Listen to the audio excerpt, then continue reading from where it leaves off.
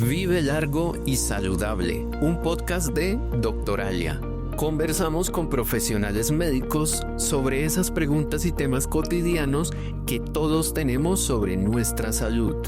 Acompáñennos en cada episodio de Charla Experta para descubrir cómo vivir más, pero sobre todo, cómo vivir mejor. A todos nos ha pasado, sentimos que algo en nuestro cuerpo cambió o sentimos un dolor y pensamos que tal vez no se trata de nada serio y postergamos la ida al médico. Hoy en nuestro podcast vamos a hablar de eso, cuándo es necesario consultar a un profesional de la salud. Hoy estamos con el doctor Víctor Alfonso Pérez, médico general, magíster en salud pública y candidato a doctor en salud pública. ¿Qué tal, doctor? Gracias por la invitación. Realmente es un honor estar con ustedes en este día y poder contribuir desde el punto de vista de la salud con nuestros pacientes y con todas las personas que nos pueden escuchar. Buenísimo, doctor. Y para romper el hielo y empezar esta conversación, habitualmente, ¿qué es lo que usted escucha cuando los pacientes acuden a consulta? ¿Por qué llegan a usted? Generalmente los pacientes llegan a consulta porque presentan algún tipo de dolor. Por ejemplo, uno de los dolores más frecuentes son los dolores lumbares, los dolores de cabeza o las cefaleas, los dolores a nivel abdominal o intraabdominales. Y otra consulta frecuente son todos los síntomas relacionados a enfermedades de tipo psicológico o lo podríamos decir o considerar como enfermedades de tipo mental. Entonces son esta gama de patologías o de síntomas que están asociados a una manifestación propia de alguna enfermedad son como las más frecuentes. Sin embargo, hay una gran variedad de enfermedades, pero digamos que para tener un contexto son las patologías más frecuentes. Al inicio, doctor, usted decía que usualmente los pacientes llegan porque sienten un dolor, algo les duele. ¿Dolor es igual a síntoma? Es decir, ¿uno siempre debería ir al médico porque siente dolor? ¿Qué pasa con el dolor? El dolor es realmente una manifestación, pero es una manifestación subjetiva. El dolor es muy difícil de cuantificar. Desde el punto de vista de los profesionales de la salud, existen unas escalas para poder aproximar ese dolor, pero realmente el dolor es muy subjetivo dependiendo de las experiencias personales y también dependiendo las condiciones de cada persona. Entonces, cuando tenemos un dolor, algunas personas lo pueden considerar como una manifestación normal, las tienden a normalizar. Y si las tienden a normalizar, muy posiblemente no consulten, pero puede considerarse alguna condición que requiera algún estudio complementario para definir qué tan difícil o qué pronóstico puede tener o a qué está asociado este tipo de dolor. Entonces, digamos que es importante caracterizar el dolor y más aún si lo podemos, digamos que consultar con un profesional que los pueda orientar. Y hay un tema importante, entre más duele es más grave, tal vez uno tiende a pensar eso, el dolor es como un indicador de que algo realmente grave está pasando. No, realmente también tendríamos que individualizarlo porque existen de manera general dos tipos de dolor, un dolor agudo y un dolor crónico. Entonces hay dolores agudos, por ejemplo, que los pacientes consultan a los servicios de urgencias o de emergencias. Y allí el dolor es muy intenso. ¿Por qué? Porque no les permite realizar sus actividades cotidianas. Son dolores que los limitan y por lo tanto consultan. Entonces generalmente este tipo de dolores tienden a ser, por ejemplo, dolores abdominales que muy seguramente sean asociados a alguna patología quirúrgica o, por ejemplo, enfermedades de tipo, algo que le llamamos las colelitiasis o se denominan colelitiasis o cálculos a nivel de las vías urinarias. Generalmente estos tipos de dolor abdominales son muy intensos, son agudos, no necesariamente implican una severidad, pero hay que, digamos que individualizarlo. A veces se requieren una intervención inmediata, como en algunas ocasiones no. Y los dolores crónicos también son importantes, digamos, tenerlos en cuenta y estudiarlos, porque este tipo de dolores crónicos pueden estar acompañados incluso de alguna enfermedad oncológica o de tipo cancerígeno para tenerlo un poco más, digamos que claro. Y es importante, digamos que hacer ese tipo de separación o de intervención respecto al dolor agudo o al dolor crónico. Pero entendiendo esos dos tipos de dolores, doctor, que usted menciona, si uno tiene la percepción de que el dolor es leve, uno debería decir, mejor no voy a consulta, mejor no consulto al médico, porque tal vez uno como paciente no diferencia en qué es un dolor crónico y un dolor agudo, ¿no? Uno va a pensar, me duele ya, me duele mucho, me duele poquito. Realmente podríamos diferenciar un dolor agudo menos de 3 meses, un dolor crónico más de 3 meses. Entonces, cuando tenemos un dolor que ya ha pasado 3 meses, generalmente las personas no consultan y tienden a normalizarlo. Entonces, es importante siempre poder canalizar como es a este tipo de pacientes o que ellos puedan consultar para que podamos definir si ese dolor implica una manifestación de gravedad así haya pasado mucho tiempo. Entonces, a veces puede suceder que ha pasado mucho tiempo, pero son dolores de pronto de tipo osteomuscular por sus actividades diarias, pero ya dependiendo, digamos, la localización del dolor, pues se debe individualizar.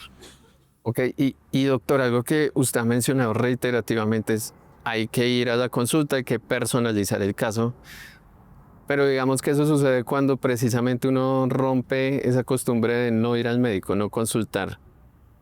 ¿Ha tenido casos de pacientes que llegan a consulta y dicen que no van al médico porque les da miedo o habitualmente los pacientes qué le dicen cuando retrasan mucho tiempo la ida al médico? Bueno, digamos que hay muchas respuestas, pero una de las más frecuentes es, digamos que desde el punto de vista ya como del sistema de salud, que es muy tardío como todo el aspecto de la atención médica. Ese es un factor importante también. Pero otro factor importante es que las personas, digamos que si no sienten dolor, si de pronto aparentemente se sienten bien o si tienen un dolor leve, pues tienden a no consultar y a normalizar el dolor. Entonces, esta es una de las características importantes que a veces los pacientes no consultan. O, por ejemplo, algo muy común que es la obesidad o el sobrepeso. Ellos, digamos que desde el punto de vista de atención médica, no consultan, continúan con sus actividades o su vida laboral o actividades cotidianas normales, pero si hay, digamos, estas condiciones, con el paso del tiempo, así estén asintomáticos, realmente van a repercutir en su sistema musculoesquelético, cardiovascular, metabólico, que a largo plazo pueden desarrollar enfermedades crónicas y que pueden generar una alta, digamos que incluso dolor o algún tipo de limitación o digamos que para sus actividades normales pues ya es mucho más limitado realizarlas. Entonces a veces también está acompañado incluso los estigmas respecto a que cuando van al doctor digamos que le ponemos un sello o le ponemos un nombre a esas manifestaciones que de pronto estaban presentando. A veces hay unas enfermedades que son de cierta manera más estigmatizadas o que dan más miedo, por ejemplo algún tipo de cáncer,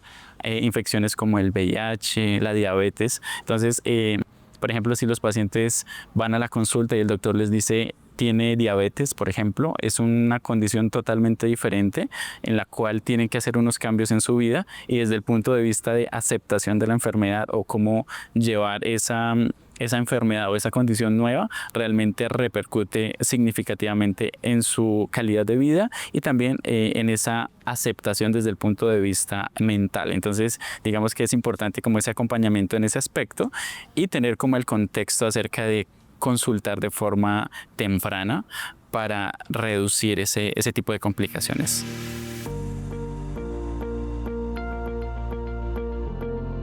Retomando un poquito eso de al principio de normalizar, tal vez hay situaciones que uno como persona normaliza y uniéndolo con lo que el doctor estaba diciendo al final de acudir tempranamente al médico, uno cómo debería identificar un síntoma, es decir, cómo sabemos que estamos presentando una sintomatología de algo. De acuerdo.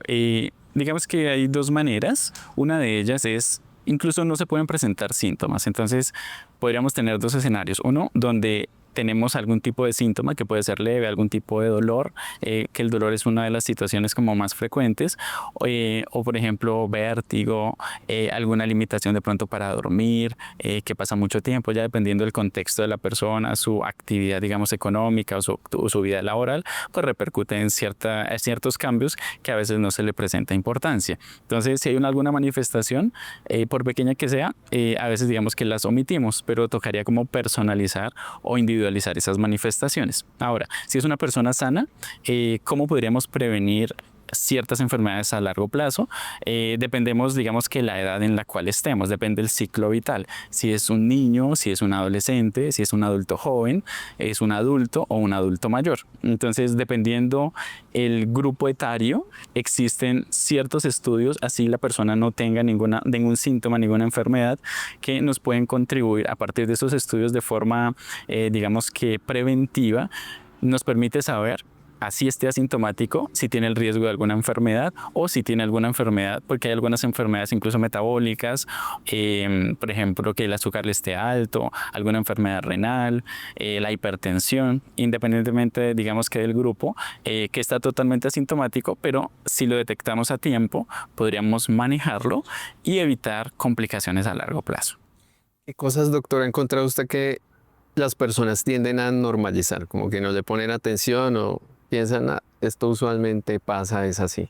Por ejemplo, algo que pueda normalizarse son los dolores de cabeza o los vértigos, el mareo. Entonces, es algo muy frecuente que se puede normalizar. A veces los dolores musculares, ya dependiendo, digamos, la severidad, claramente. Si es un dolor mucho más intenso, evidentemente, digamos que es un dolor agudo, severo, pues consultan. Pero cuando tiende a ser leve y no genera tanta limitación, se tiende a normalizar y continúan con sus actividades, pero digamos que el problema es a largo plazo cuando no se manejó a tiempo. Entonces ya cuando el diagnóstico es un poco más tardío, pues ya hay, digamos que situaciones que no son reversibles. Entonces ahí es la dificultad y digamos que las complicaciones que se pueden presentar. Por ejemplo, lo que tú decías del dolor de cabeza, es muy usual que si uno sufre frecuentemente de dolores de cabeza, uno tiende a pensar que es normal y que uno no vaya al médico. Debería uno consultar al profesional de la salud. De pronto estoy preguntando algo obvio. Sí, digamos que el dolor de cabeza es una de las manifestaciones muy frecuentes, pero también, como he mencionado, hay que individualizarlos. ¿Qué pasa? Los dolores de cabeza pueden ser una manifestación de múltiples enfermedades. Entonces, usualmente o actualmente, pues las personas tienen acceso a internet o a actualmente ChatGPT. Entonces dice, como tengo dolor de cabeza, lo preguntan y pues no tenemos el contexto del paciente, no tenemos como sus antecedentes personales, familiares. Entonces te puede dar como una gama de posibilidades, incluso alteraciones tumorales, y las personas se van a estresar aún más y esto les puede empeorar o somatizar algún síntoma que incluso no los tenía posterior a hacer como la lectura de ciertas posibilidades diagnósticas. Entonces, digamos que siempre es importante consultar al profesional para que lo pueda guiar, orientar y reducir de pronto algún tipo de ansiedad secundaria a toda esa información que a veces podemos consultar. Y digamos que lo importante es poderla interpretar.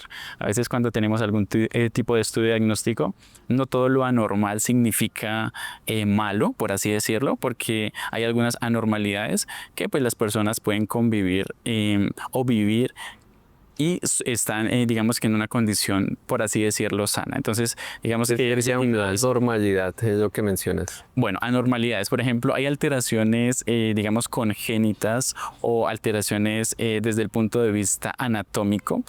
Por ejemplo, una variante anatómica de un vaso, o por ejemplo, digamos que tenemos, digamos, por ejemplo, un riñón que tenemos solo un riñón, pero está pegado, que se llama el riñón en herradura. Es una anormalidad, pero eso no condiciona una patología. Entonces, es un ejemplo que podríamos mencionar, hay muchos, pero digamos que no es una patología, es una alteración anatómica que no repercute en una enfermedad, ¿sí? Entonces, evidentemente, ya dependiendo de cada caso, se le hace un seguimiento, dependiendo del profesional o la especialidad acorde a su alteración. Ahorita, doctor, mencionaba que cada vez es más frecuente que las personas utilicen herramientas de inteligencia artificial o internet, pues, para autodiagnosticarse, si lo pudiéramos decir así. ¿Cómo deberíamos manejar estas herramientas cuando se trata de temas médicos? Realmente el internet o la internet y la inteligencia artificial son herramientas que han llegado y se van a quedar, ¿sí? Entonces, este tipo de herramientas son muy útiles si las sabemos utilizar. Entonces, ¿qué pasa? Si tenemos a una persona que usualmente, digamos que ahora es muy frecuente, se toma unos laboratorios, le dice a ChatGPT como interprétamelos o qué significan estos resultados, digamos que es importante poder estar de la mano con un profesional, porque depende del contexto. Entonces, por ejemplo, le muestra a ChatGPT o le carga alguna información, le da un resultado y tiende las personas a automedicarse. Y muy posiblemente no fuese necesario algún tipo de manejo. Entonces pueden generar más complicaciones y posiblemente algún tipo de evento secundario más lesivo que el propio diagnóstico previo. Entonces, digamos que si tenemos esa comunicación adecuada con el profesional, estas herramientas nos pueden ayudar para hacer un seguimiento y para que las personas tengan como su empoderamiento acerca de la enfermedad y puedan tener un mejor pronóstico. Entonces son herramientas que nos pueden ayudar, pero siempre con la guía de un profesional. ¿Hay alguna diferencia entre observar un síntoma y postergar una cita médica? Sí, realmente cuando las personas tienden a observar un síntoma, es decir, que tienen algún dolor abdominal, pero que no es tan intenso, entonces lo postergan, pero pasa el tiempo y quizás sea una enfermedad que requiera alguna intervención de forma previa, entonces lo postergamos y cuando ya ha pasado mucho tiempo, está, digamos, en un estado mucho más avanzado que al no consultar previamente, pues digamos que las condiciones o las indicaciones terapéuticas se hacen más limitadas y por lo tanto, digamos que cambia totalmente el pronóstico. Entonces, es importante como el llamado a la consulta también cuando tenemos alguna anormalidad. A veces para las personas algo normal que normalizan algún síntoma puede representar alguna situación más grave. Entonces, por ejemplo, un dolor abdominal o un dolor de cabeza, que si no se analiza adecuadamente, digamos que podríamos diagnosticar alguna alteración más grave que si de pronto consultamos antes, podríamos hacer algún tipo de intervención previa y de una forma más eficaz. Por ejemplo, ¿existe algo como que hay algunas señales que sí o sí uno no debería ignorar e ir inmediatamente al médico? O sea, ¿hay alguna categorización de eso? Sí, realmente podríamos como sintetizar o tener como más signos o claros o digamos algunos síntomas más claros, por así decirlo, para consultar. Por ejemplo, hay situaciones en las cuales las personas, vamos a mencionarlo nuevamente, un dolor de cabeza tiene muchas manifestaciones o muchas características. Digamos que un dolor de cabeza que te despierta en la noche, que el dolor sea intenso, que te genere náuseas, vómito, e incluso a veces pérdida de peso, que tenga vértigo. Digamos que ya nos toca como caracterizar, digamos, los síntomas asociados a ese dolor de cabeza. Entonces, esos síntomas, pues ya digamos que son un signo de alarma, incluso que se desmayen, que pierdan totalmente el estado de conciencia, son, digamos que condiciones que requieren alguna intervención o algún otro tipo de manifestación, digamos, a nivel pulmonar, que las personas se sientan fatigadas, pero que va progresando en el tiempo y a veces lo normalizamos. Entonces, si no consultamos a tiempo, pueden ser manifestaciones ya de tipo crónico, alguna enfermedad pulmonar, cardiovascular, que sí, digamos que podríamos intervenir de forma temprana para evitar algún tipo de complicación más adelante. Doctor, conversamos un ratico sobre medicina preventiva. O sea, ¿deberíamos ir al médico por si acaso o cómo entender el tema de medicina preventiva?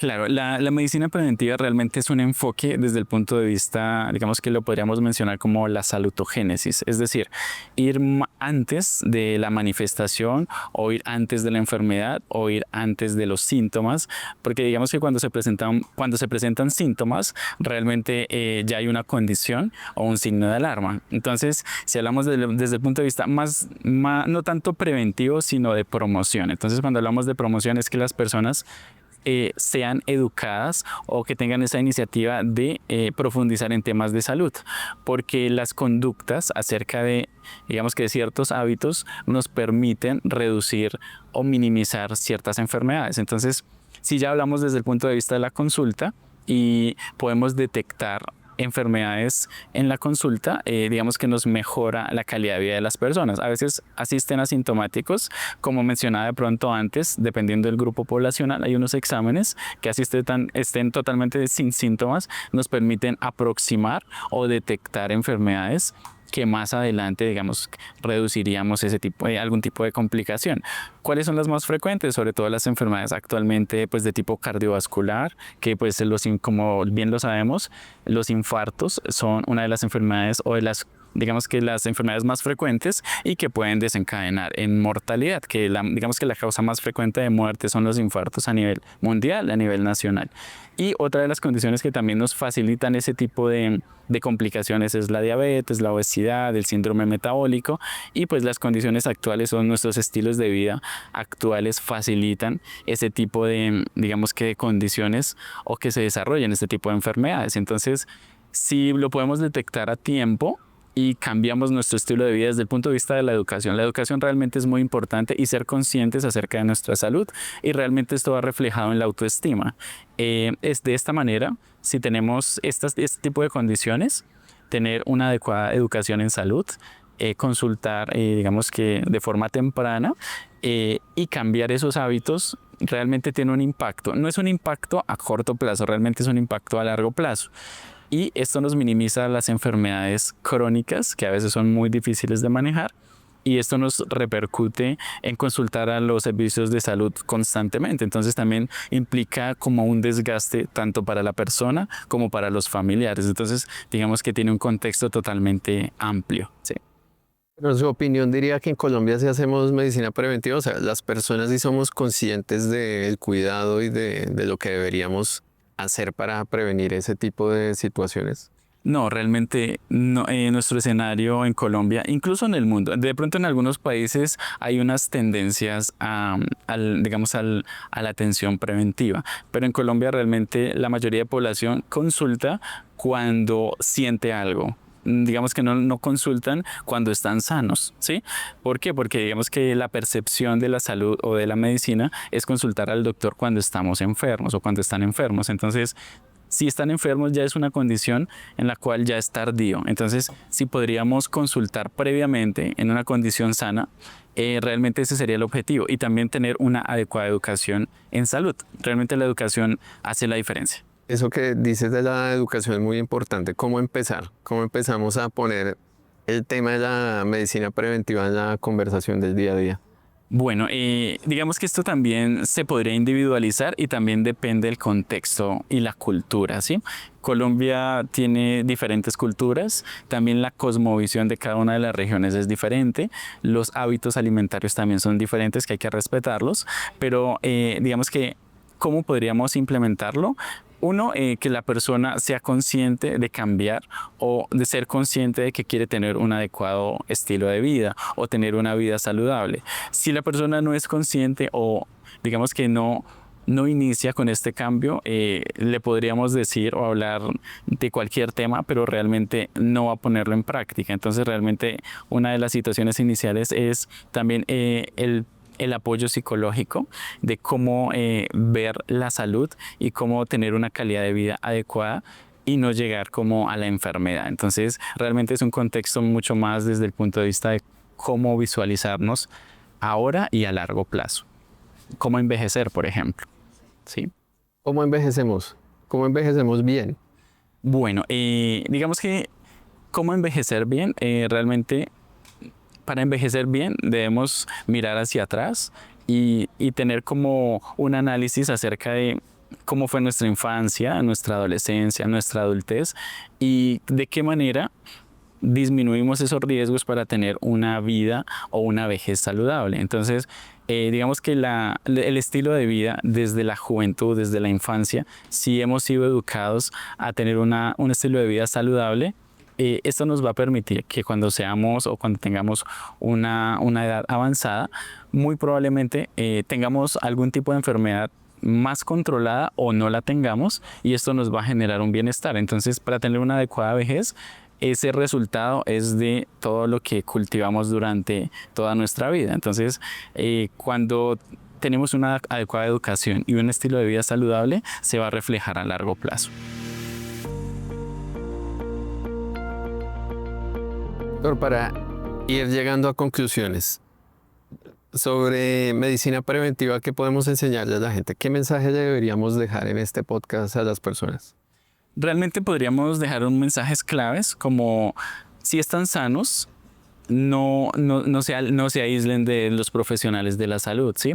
Si están sanos, igualmente consultemos, porque al consultar de forma, digamos que previa o una forma temprana, por así decirlo, realmente nos va a reducir complicaciones a largo plazo. Y el otro aspecto importantísimo, la educación. Entonces, la educación a veces la podemos encontrar con algunos profesionales de la salud que tienen redes sociales, algunas plataformas o páginas, siempre guiarnos de los profesionales de la salud. A veces encontramos mucha información en internet y las personas de cierta manera como que colapsan con tanta información, entonces como que algún doctor te dice una cosa, el otro doctor te dice otra, entonces de cierta manera esta información es valiosa, es importante, pero siempre consultemos al doctor de confianza que te permita como dar una información más personalizada, porque alguna recomendación que de pronto a un doctor de forma general, de pronto para esta persona no es la mejor. Entonces es como esa invitación a que la medicina siempre va a ser personalizada, no podemos generalizar, porque cada persona es totalmente diferente. Y otro mensaje que da, ¿cuándo sí o sí deberíamos ir al doctor? Realmente, sí o sí, cuando estamos sanos, es importante ir, ¿sí? Obviamente cuando tenemos alguna sintomatología que sea diferente a, digamos, a nuestras manifestaciones normales o cotidianas. Por ejemplo, si tenemos insomnio, si tenemos dolor de cabeza, dolor abdominal, un dolor nuevo, una manifestación nueva, que seamos conscientes de que si existe, es mejor acudir y no postergarlo, que si lo postergamos, como lo hemos mencionado, realmente puede tener complicaciones o que sean diagnósticos tardíos que realmente no tengan el mejor pronóstico. Doctor, internamente conversábamos y usted me comentaba que está investigando todo este tema de longevidad. En Colombia, ¿qué está pasando con el tema del envejecimiento? Bueno, sí, realmente estoy haciendo mi tesis doctoral sobre envejecimiento y longevidad. No es un secreto que nuestra población, tanto de Colombia como el mundo, la pirámide poblacional está cambiando. Es decir, estamos presentando menos natalidad, o sea, menos nacimientos y tenemos más adultos mayores. Entonces, aproximadamente dentro de 20, 30 años vamos a notar que, o incluso nosotros, vamos a ser parte de la población más adulta y con más número. Actualmente, alrededor del 20 al 25% de la población es adulta mayor, pero más adelante, alrededor del año 2050, 2060, la población adulta mayor va a ser más numerosa. Esto implica una serie de fenómenos y de efectos a nivel social, económico y de salud.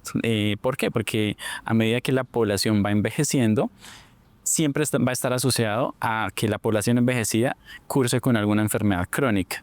Y si cursa con una enfermedad crónica, esto demanda más, digamos que atención en los servicios de salud.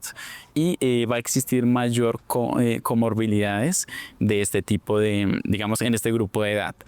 Y esto hace que nos ponga a pensar cómo vamos a nosotros a envejecer, o digamos que la población adulta joven en este momento, ser como un poco más conscientes acerca de esta situación que vamos a enfrentar cuando estemos en esta edad. Entonces es importante como ser conscientes y reconocer qué actividades actualmente nos pueden mejorar nuestra calidad de vida, nuestra salud desde ahora, para que cuando seamos adultos tengamos o gocemos de una salud, digamos, más adecuada o tener un envejecimiento saludable. Y para ser un poquito más prácticos, ¿qué consejos podrías dar para que empezando a asumir esta conciencia de que la población va a empezar a envejecer, nosotros estamos envejeciendo todos los días? ¿Qué cosas podemos poner en práctica para llegar a una vejez más sana? De acuerdo. Y hay algo que se llaman los activos en salud. Activos en salud son unas actividades que están muy relacionadas con la promoción de la salud. Entonces, ¿qué significa esto? Hay unas condiciones a nivel, digamos, social que nos pueden mejorar o facilitar, digamos, que nuestra salud. Por ejemplo, siempre pues tener un hobby, hacer algún tipo de actividad deportiva.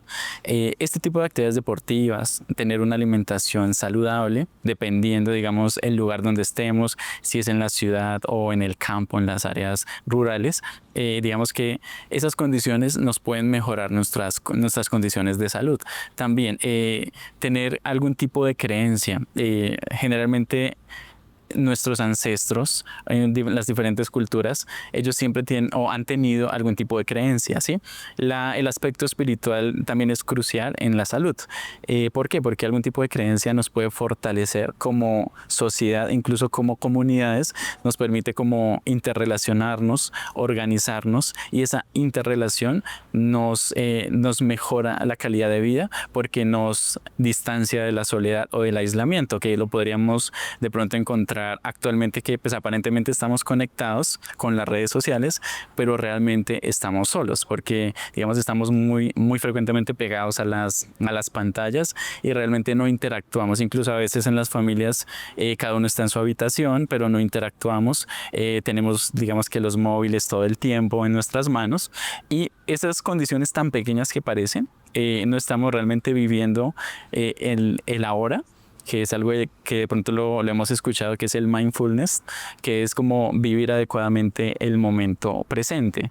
El vivir el momento presente y estar consciente acerca de nuestras relaciones, también ese es un estilo de vida, es una calidad de vida que si lo practicamos diariamente digamos que nos abre un abanico de posibilidades acerca de nuestra salud. Parece algo muy sencillo, pero esos hábitos pequeños realmente nos van sumando y nos permiten mejorar nuestra calidad de vida. Doctor, muchas gracias por haber estado hoy con nosotros. ¿Algún mensaje de cierre?